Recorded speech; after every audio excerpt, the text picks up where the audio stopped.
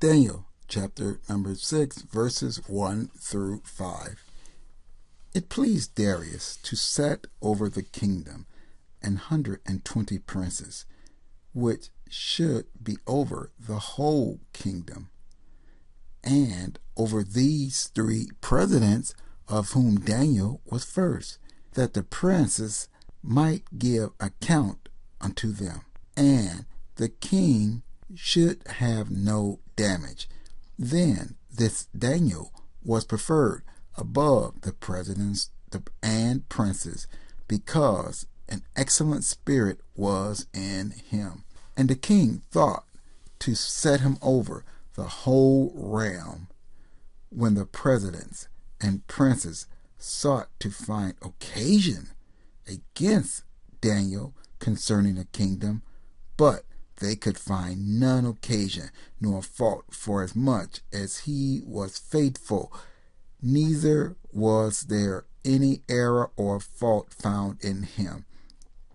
Then said these men, We shall not find any occasion against this Daniel, except we find it against him concerning the law of his God.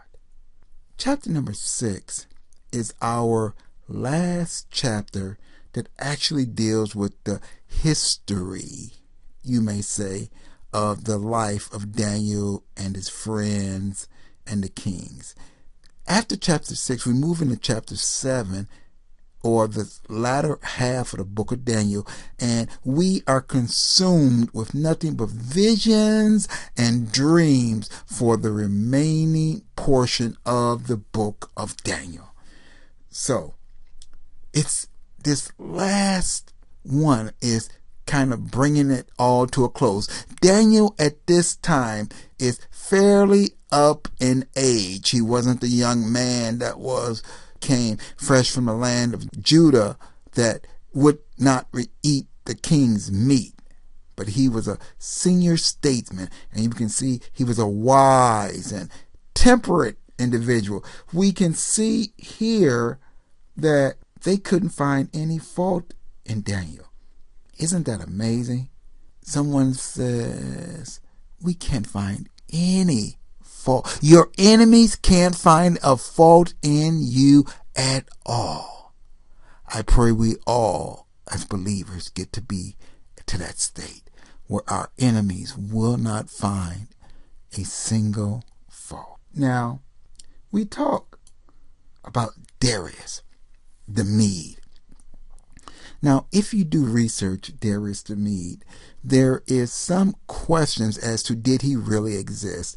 There's not the abundance of information as Cyrus the Great on Darius the Mede. So some people doubt that Darius exists or question his existence. Let me say it like that. But there are other writings with other individuals that did mention Darius as well. So from a historical standpoint, there are other writings. No, they're not as plentiful as they are with, like we said, Cyrus the Great, but nevertheless there are writings out there concerning Darius.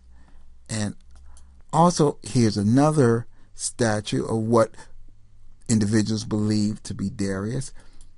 And we just want to show you how the different kingdoms, we remember God laid it out for King Nebuchadnezzar in a dream of one statue in 4 different materials. The gold Babylonian Empire lasts for approximately 60-70 years. We can see 606 to 636, approximately 70 years. Medes and the Persians lasted for approximately, on this illustration, for 300 years, maybe a little bit less.